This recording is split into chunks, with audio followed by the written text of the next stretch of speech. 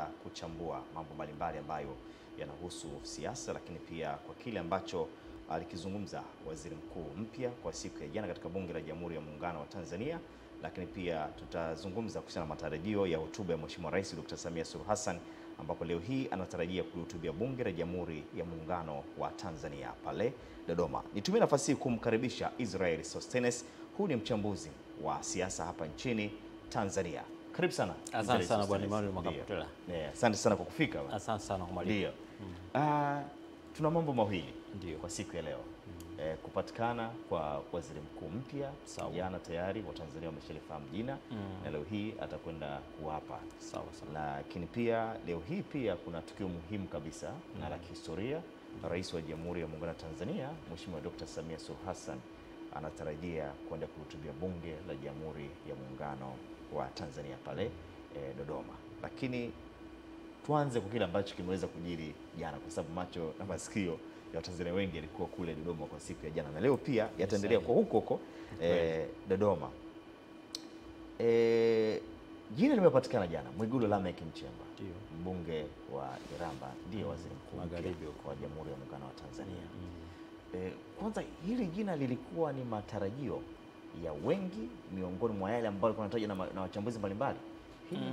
Kwa ufuatiliaji wangu nadhani alikuwa anaonekana kwenye vyombo vya habari na katika vinywa vya wachambuzi na majadiliano mitandaoni. Naona jina lake lilikuwa linajiibua sana katika mijadala ya mitandaoni.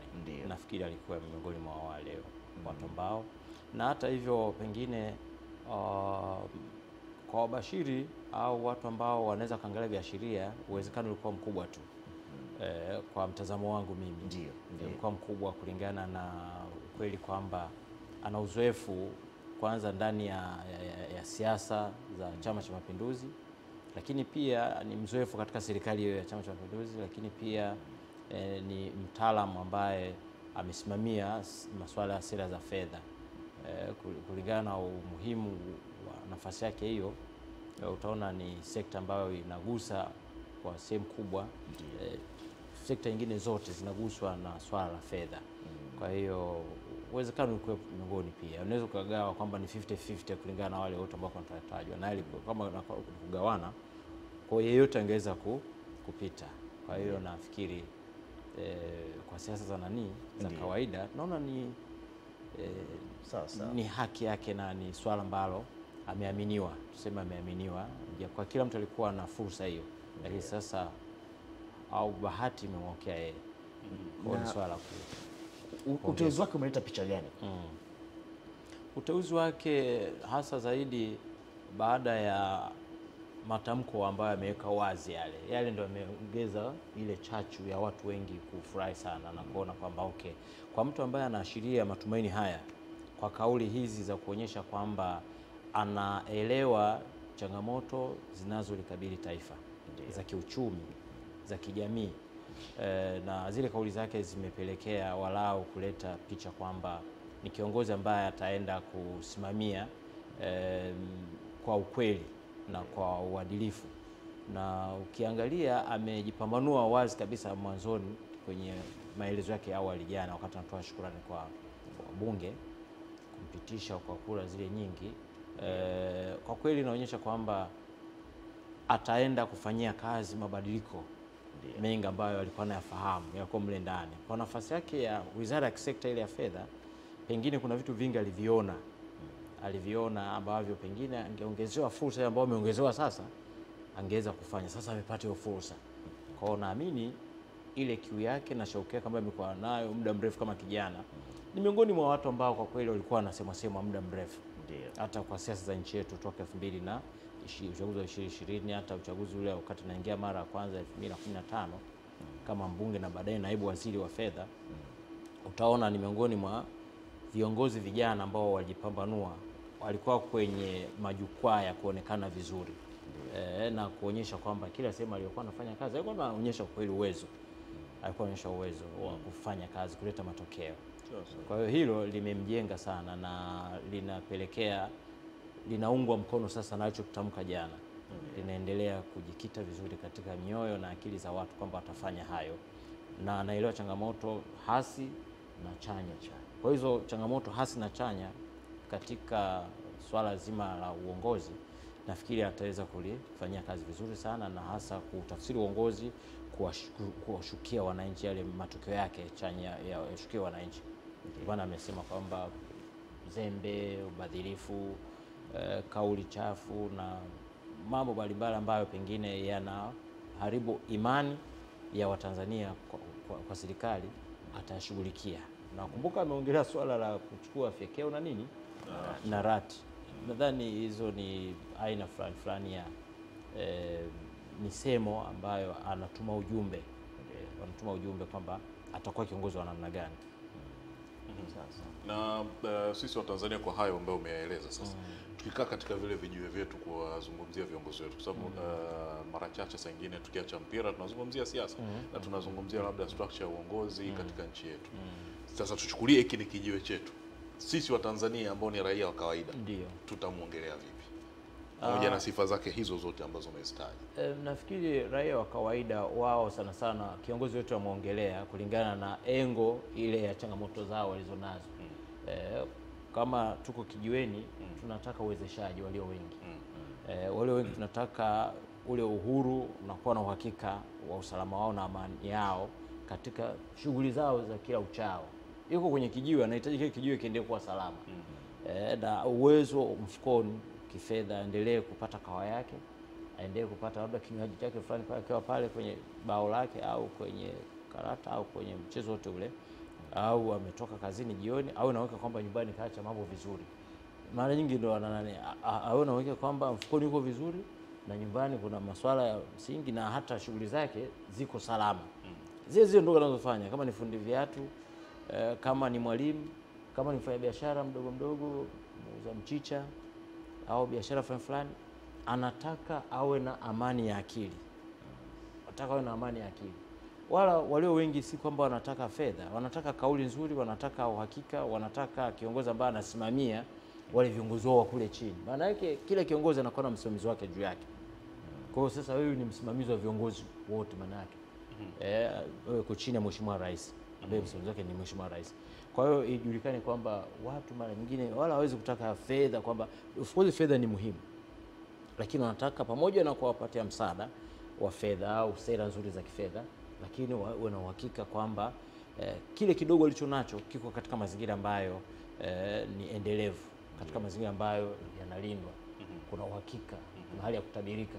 Hayo ni mambo ambayo mara nyingi watu duniani kote hakuna serikali ambayo inaweka fedha moja kwa moja mfukoni, isipokuwa inajenga mazingira ya fedha kwenda mfukoni au kupata mtu kupata fedha, wala ni mazingira yanayojengwa. Sawa. Na tunamfahamu kwa misimamo yake. Huwezi kumeumbisha kirahisi. Sisi wa Tanzania ni wazuri sana kwenye kuwapa changamoto viongozi wetu. Saa mwingine kwa maneno magumu, yeye akiwa ni mmoja wapo pia. Na saa nyingine nafikiri hata wewe ulikuwa unasikia baadhi ya maneno kutoka kwetu kwa wananchi, unasema hili labda mheshimiwa atakaa kimya, lakini unakuta analifafanua kwa uzito wake na bado anaendelea kuwa ni mtu imara. Misimamo yake hii ujasiri wake ambao wako nao, sio muoga. Unadhani ni kitu kizuri sana kwetu sisi wananchi, kwa namna ambavyo wasaidizi wake watakwenda kuwatumikia wananchi, pamoja na kwamba amezungumza kwa ufupi tu kwamba sasa atashika fyekeo na rato. Hii inaonyesha ni kwamba wale ambao hawatafaa manake hawafai kuwepo kwenye uongozi wake, yeye atachukua hatua kwa namna moja ama nyingine. Ile misimamo yake, ujasiri wake, kiutendaji itakwenda kutafsiri nini labda? Kimsingi kuna kitu chochote unadhani kitakwenda kuzalishwa kizuri zaidi kwa wananchi kiutendaji? Na matumaini, binafsi na matumaini, na hisi pia hata wananchi wengi wana matumaini hayo. Kwa nini? Kwa sababu unajua maisha yana pande mbili. Maisha yana pande za kutiana moyo, lakini kuna upande wa kuonyana, kuelezana kwamba hili haliko sawa. Na ukitaka kufanikiwe, hakikisha kwamba una manage kumudu vile viashiria vya kuleta mashaka, kwa maana uongo, uzushi, ni vitu ambavyo pengine ni upande wa pili wa hasi. Lakini yale masuala ya ukweli, uthabiti na uhakika, kueleza ukweli kama ulivyo, huwa pia ni swala ambalo lina balance maisha ya watu. Kwa hiyo maisha na pande mbili. Lazima kuwa na kiongozi ambaye anaonyesha kwamba huu ni ukweli, twende na huu. Huu ni uongo, tuachane nao, twende hivi. Kwa hiyo ni kiongozi ambaye, kiongozi yote lazima uwe namna hiyo, kwa sababu tunaamini kwamba katika maisha kama unataka kufanikiwa kama ni kiongozi, na kwa namna ya Mheshimiwa Dr. Mwigulu Nchemba jinsi alivyo, tutafanikiwa. Na viongozi wengi duniani ambao huwa wanafanikiwa ni wale wanaenda na pande zote mbili. Ukiwa na upande mmoja ni ngumu sana kufanikiwa. Upande mmoja huleta mafanikio. Kwa sababu maendeleo yanatokana na kubalance, na kuleta uwiano, kuweka kwenye mizania hoja mbalimbali, sio kuangalia tu kwenye engo moja. Anasema ni kutumia pande zote za akili, sio natumia upande mmoja tu wa akili. Kwa hiyo mimi nafikiri kuna shida kubwa sana kwa watu ambao wana mtazamo wa kukaa vijiweni na kukosoa tu, maana yake ni upande mmoja tu. Kama vile unavyosikia mathala ni watu wanaanza kuhoji, unajua nchi toka tupate uhuru hatujafanya lolote, tumelala. Kwa sisi ambao tuna umri huu wa miaka hiyo, kwa kweli tunaona kwamba kwa miaka 50 ambayo tunayo sasa plus, tunaona kwamba taifa hili tumepiga hatua.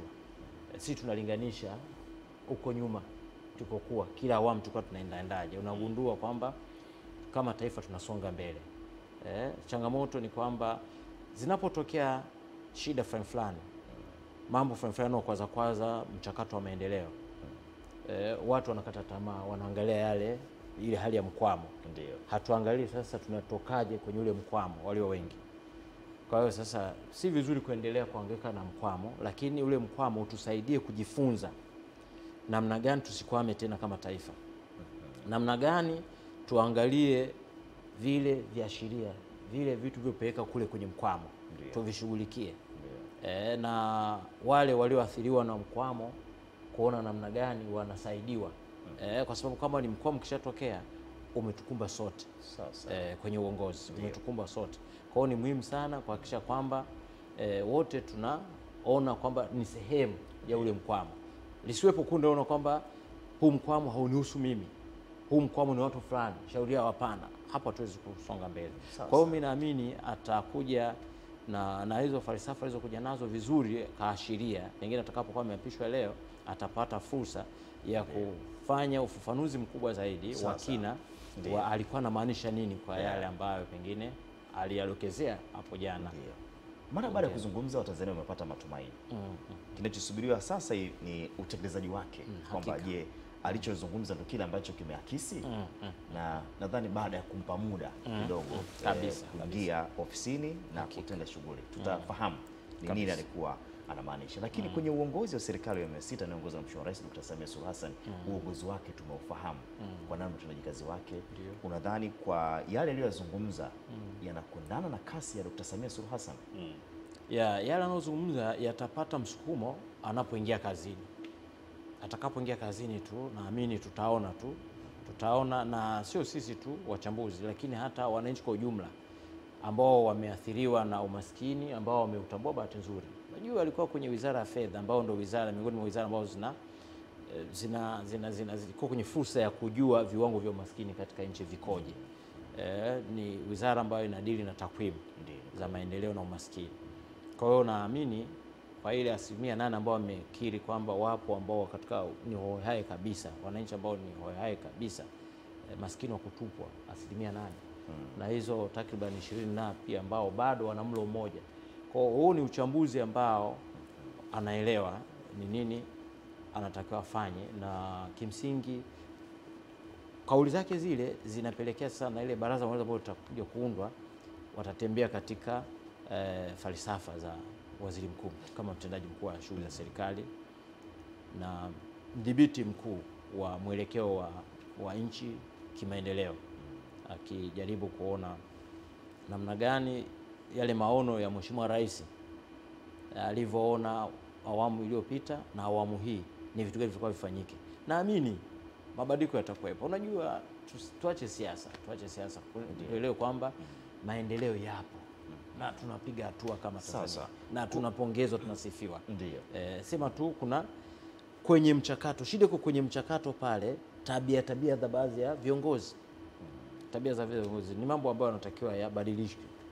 yakishabadilika tu kwa maana maadili, na amesisitiza swala maadili. Swala maadili maana yake alikuwa anaongelea haya anayoyasema sasa. Sawa, kabla tujaenda kwenye matarajio ya hotuba ya Mheshimiwa Rais Dr. Samia Suluhu Hassan kwa siku ya leo, kuna mambo mengi sana nchini ambayo huenda wangetarajia waziri mkuu aweze kuyazungumzia, lakini moja jambo kubwa ambalo limeenda kugonga vichwa vya habari ni kuhusiana na ufagio na Rato, hasa akielekeza maneno yake moja kwa moja kwa watumishi wa umma katika utendaji kazi. Unadhani mchango wa watumishi wa umma katika maendeleo na uchumi wa nchi ni mkubwa kiasi gani? Ukiongelea mchango wa watumishi wa umma katika maendeleo ya nchi, unaongelea ile nyenzo ya utendaji kazi. Maana yake katika maendeleo yote yale huwa kunakuwa na nyenzo karibu kama nyenzo 4 au 5. Tunahitaji rasilimali watu ili uendelee, na hii tunaita ni factor muhimu sana katika maendeleo yote yale. Watu ndio msingi wa maendeleo. Nakuta hata Mwalimu Baba wa Taifa aliwahi kuandika kitabu cha watu na maendeleo, akijaribu kufungamanisha maendeleo na watu.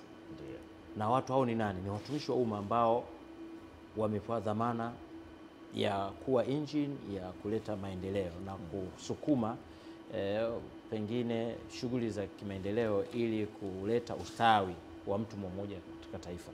Kwa hiyo watu huwezi kuwatenganisha na maendeleo, ambao ndio watumishi wa umma. Na watu wengi sana ambao hawana ajira kwenye shughuli zao wanategemea huduma kutoka kwa mtumishi wa umma.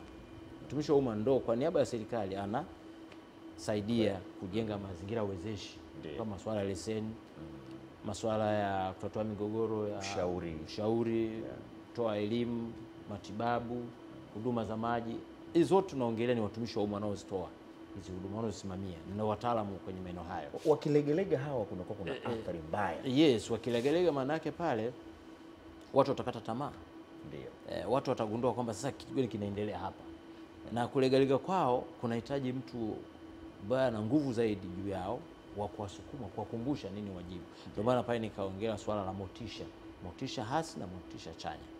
Ndio alikuwa anajaribu kudokeza hilo swala kwamba atakuwa mkali sana kwa watu wa sura hiyo ili kusudi tuwete maendeleo wananchi. Sostenes, leo hii macho na masikio ya Watanzania na sio tu Watanzania, hata mataifa mbalimbali yanaelekea moja kwa moja katikati ya nchi pale Dodoma, katika bunge letu la Jamhuri ya Muungano wa Tanzania, ambapo Mheshimiwa Rais Dr. Samia Suluhu Hassan anatarajia kulihutubia bunge na Watanzania kwa ujumla kwa siku ya leo. Na unadhani tunatarajia nini ikiwa tumetoka kwenye uchaguzi wa Oktoba 29, uchaguzi ambao ulikumbwa kidogo na vuta ni kuvuta za hapa na pale na migogoro na vifo kutokea vya baadhi ya watu?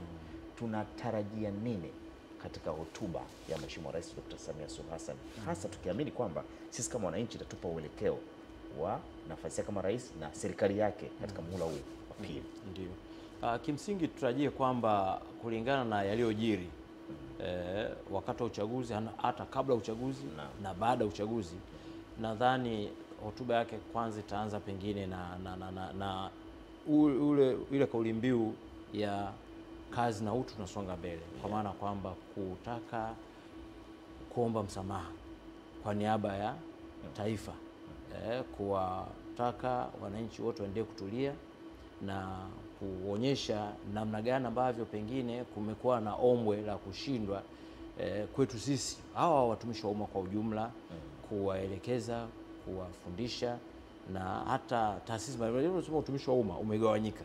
Utumishi wa umma unajua unaenda mbali sana.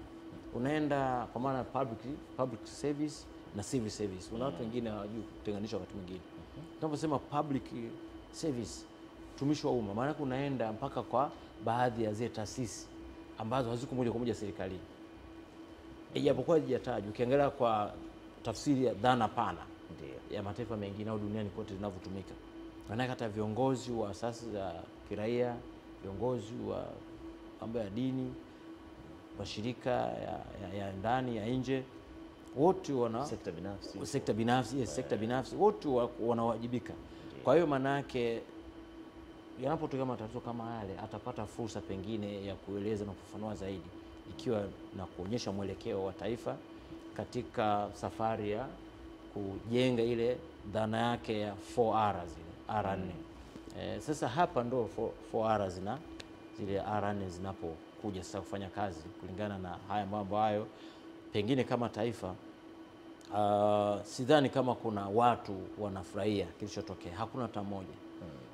Ni kutoa pole kwa taifa kulingana na hayo yaliyotokea na kuomba watu waendelee kuwa watulivu ili tuone kama taifa huu mpito tunaendelea kutibu majeraha na kuwaponyesha watu ambao wamepata athari fulani za kisaikolojia za kupoteza ndugu zao, mali zao, hata serikali yenyewe kuathirika kulingana na miundombinu mbalimbali yake ambayo imeathirika. Kwa sababu imeumiza pia serikali kwa maana kwamba kwa muda mfupi serikali kumewekeza vitu vingi sana.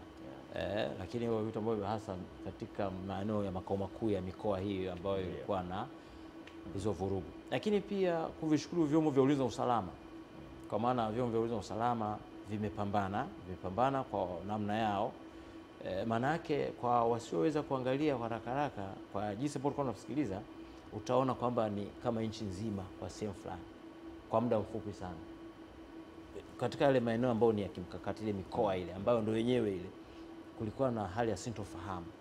Kwa hiyo wamejitahidi sana kwa nchi nzima ku contain hiyo hali, na bado tuko kwenye kipindi cha mpito ambacho tunaona tayari kuendelea kuomba hekima na busara ambayo imetumika iendelee kutumika sasa hivi, na yale mapungufu yawe mchakato wa kisiasa, yawe masuala mbalimbali ya manunguniko, malalamiko ambayo yamekuwepo kwa miaka mingi, yawe malalamiko na manunguniko ya muda mrefu, yawekewe mfumo kama nilivyosikia waziri mkuu jana mteule amedokezea hilo, la kuwepo mifumo sasa ambayo ita-address masuala ya maadili, ita-address masuala ya uwajibikaji, ita-address masuala ya kushughulikia kero ambazo zimekuwa ndo chanzo cha watu kukata tamaa, chanzo cha watu kupata ile sintofahamu na kukosa majibu au majawabu kwa kero kadha wa kadha ambazo zinawakabili.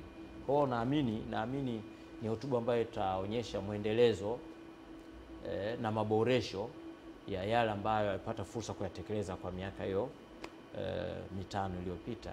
Kwa hiyo safari sasa atapata fursa ya kuendelea kuonyesha, na bahati nzuri kwa sababu karibu hatua kama 7 za viongozi tumepata serikali tayari, upande wa rais mwenyewe, makamu, tumepata waziri mkuu, tumepata spika, naibu spika, tumepata wabunge na madiwani, tumepata wawakilishi Zanzibar na wabunge wanaokuja huku muungano kupitia Zanzibar. Kwa hiyo ni kama sehemu kubwa ile sehemu ya safu ya viongozi wa kisera wa kisiasa tayari taifa limeshakaa katika mazingira, bado tu kuimarisha tu utendaji ndani ya serikali kwa maana baraza la mawaziri na maeneo mengine ambayo wataona muhimu kuimarisha zaidi. Kwa hiyo kuna mambo mengi ambayo nahisi yatakaa vizuri tu. Kubwa ni kuwa na imani. Na ninapotumia neno kuhisi, watu wengine wanasema kwamba labda sina imani. Hapana, nina imani. Nina imani, lakini kubwa ni kuwa na matumaini. Labda baadaye kuhisi matumaini. Tuwe na matumaini. Yes, tuwe na matumaini kwamba mambo yatakuwa vizuri, na ile national healing process, kwa maana ile zoezi la kuleta hali ya uponyaji kwenye mioyo ya wengi walioathirika, waliofiwa na ndugu zao kwenye dhahama hizi, na hata watu ambao pengine wamepata athari ya mali zao, ikiwemo serikali na watu binafsi ambao walikuwa husiki kabisa. Kwa hiyo ifike sehemu haya mambo yatufundishe, na viongozi nafikiri wapate hilo somo, ili kusudi wanapotakiwa kuwa wapole wawe wapole, wanapotakiwa kuwa wakali wawe wakali, wanapotakiwa kuhakikisha kwamba wanakuwa wakweli ni kuwa wakweli kuendelea, na ukweli siku zote unaliponya taifa. Kwa ukweli tuweke mbele kuliko mambo mengine. Ndio. Wanaizuri mwenzangu hapa alizungumza kitu ambacho kikanifanya mimi nifikirie mbali na nikumbuke jambo.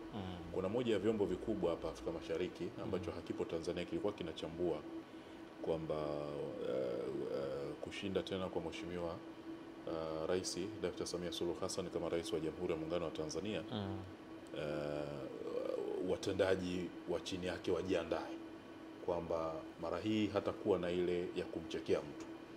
Ilikuwa inachambuliwa hiyo nje, na hapa umetaja ile structure fupi tu ambayo iko sasa hivi, ambapo mara hii tayari tuna Mheshimiwa Rais, tuna Mheshimiwa Makamu wa Rais, lakini Mheshimiwa Waziri Mkuu tumemfahamu siku ya jana.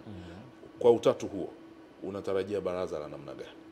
Na hotuba ya leo kwa machache ambayo umeyadokeza pengine kwamba unadhani Watanzania wanatarajia kuyasikia, baraza hili la mawaziri unatarajia litakuwa la namna gani?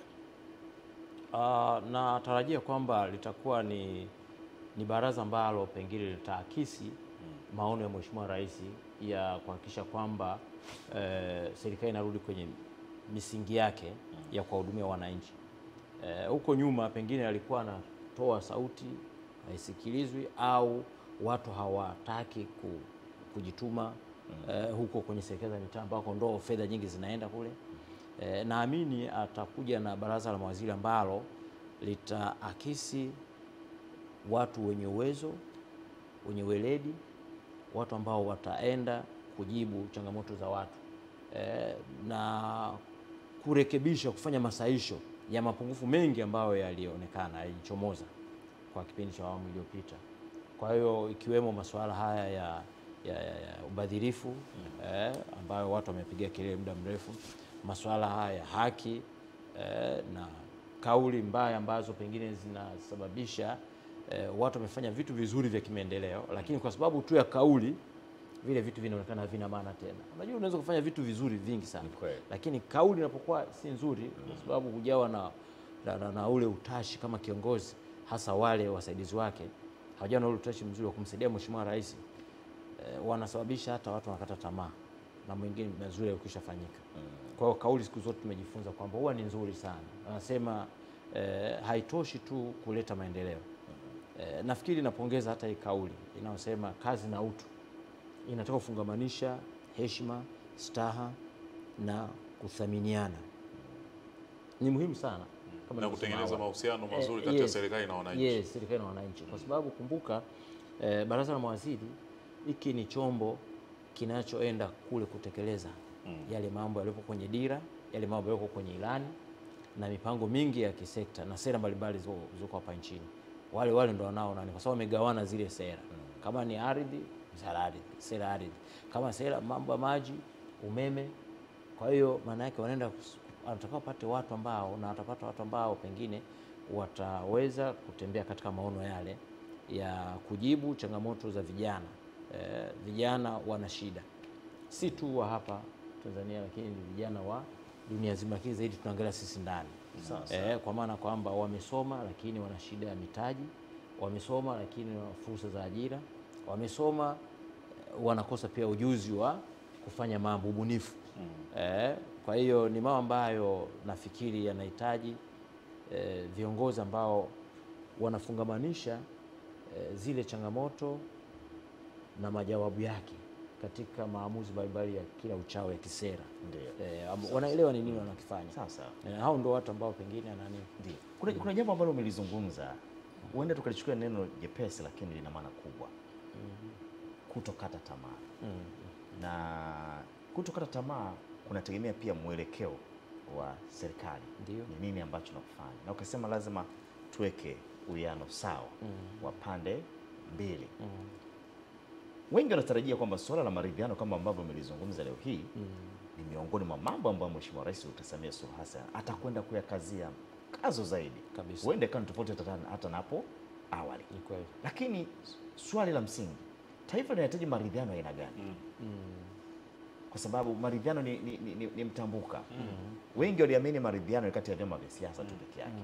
Lakini kwa nini mnavyotafsiri sasa kwa maono yenu kama wachambuzi, mnadhani kwamba taifa hili la Tanzania na kwa haya ambayo yametokea linahitaji maridhiano ya aina gani? Ni sahihi kabisa unachoongea, kwa maana kwamba maridhiano yapo aina mbalimbali. Ni sahihi. Maridhiano kwanza huwa ni mbinu au ni njia ambayo huwa inatumika kutibu jeraha, kuwarejesha pamoja watu ambao walikuwa wametofautiana katika masuala ambayo pengine ni ya kitaifa, ya kijamii au ya namna ya kuendesha au kufanya mambo yao. Kuna maridhiano ambayo kwa sehemu kubwa yanashughulika na saikolojia za watu. Kuna mengine yanataka walioathirika wapewe fidia. Kuna mengine yanataka kupitisha msamaha, kuna mambo mengine ambayo huwezi kufidia katika masuala ya maridhiano. Kuna mambo mengine, kwa mfano kupotea uhai binadamu anapokuwa amekufa, hapo hakuna fidia kwenye maridhiano, Kwa sababu Kwa kuna hapo kitu chochote maana cha yake ni thamani zaidi ya msamaha. uhai wa mtu. Pale zaidi ni wale wengine ambao wanakuwa wamehusika katika baadhi ya nchi nyingine, wanawajibishwa wale ambao wanakuwa wamehusika, walikuwa vinara. Kuna pengine kusambaratika kwa iliyokuwa Urusi huko nyuma, au katika mataifa kama Liberia, mataifa kama Yugoslavia, Sierra Leone. Hizi ni nchi ambazo ziliwahi kufanya maridhiano, hata Afrika Kusini na Kenya pia.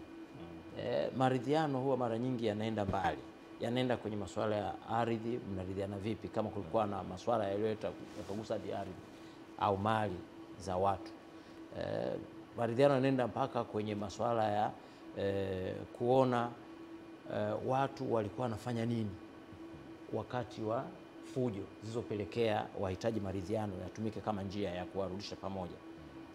Kufuatilia walikuwa wanafanya nini, walikuwa wanatenda nini, ni vitu gani vilikuwa vimefanyika vya wazi na vitu vya wazi. Maridhiano ni kitu ambacho kinahitaji kwa kweli kama taifa, kulingana na aina ya changamoto ambazo taifa lilikuwa limepitia,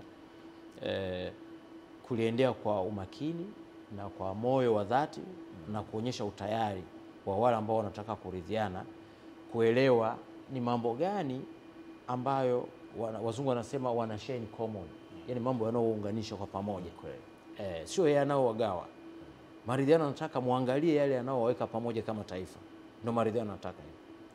Na msiweke karibu yale ambayo mnahisi yanachochea migawanyiko badala ya kuwaweka pamoja. Maridhiano yanataka watu waangalie, na maridhiano yanafanywa na kila mtu, hayafanywi tu na watu fulani fulani. Maridhiano ni wote wanaohusika katika taifa, Ndio. wamachinga, wafanyabiashara, wasomi, viongozi wa dini. Kama taifa wote tunaacha hivyo vitu, tunarudi kama taifa, tunakuja kuangalia kitu kinachotunganisha wote ni taifa, ili tufanye maridhiano ya pamoja. Sawa sawa. Kwa hiyo ni swala la msingi sana ambalo linaenda mbali sana ukiliangalia kitaalamu, na ukipata uzoefu wa mataifa mengi ambayo yaliyo kupitia kwenye changamoto kama hizi walivyopita. Kuna mambo mengi, mahakama zinatumika pia. Kuna njia wanaita prosecution, kuwafikisha mbele ya vyombo vya sheria wale ambao pengine walibainika kuwa wananania, aidha wakaonywe au wakaadhibiwe. Hii kuna njia ya kama usema ya fidia, lakini pia kuna njia ya kuhamasisha amani, upendo na ustahimilivu. Watu waendelee kustahimiliana, watu waendelee kupendana, watu waendelee kuona kwamba wana taifa ambalo huwa halina mbadala. Taifa lonalo ndo hilo, kwa hiyo wanatakiwa ndo lao, kwa hiyo wanatakiwa wahakikishe kwamba wamekusanya kama vile familia tu, baba na mama. Baba na mama Uweze kusema eti mimi naweza kupata mama mwingine. Unapata mama mwingine au baba mwingine. Hata kwa mama mlezi vile. Kwa nadhani kuna haja hiyo elimu iwepo, waelewe kwamba ndio maana Mungu alituumba katuweka hapa, watu wawe vumilivu na tusameane, tuangalie jinsi ya kurekebisha mambo ambayo yalikosewa yakafanywa, wale waliokosea kwa kweli watoke hadharani. Na tukubali kuridhiana. Yes, tukubali kuridhiana, kwa sababu maridhiano haiwezi kuja kama watu. Ni mambo gani? Na wakubali kushuka. Waliojua wakubali kushuka.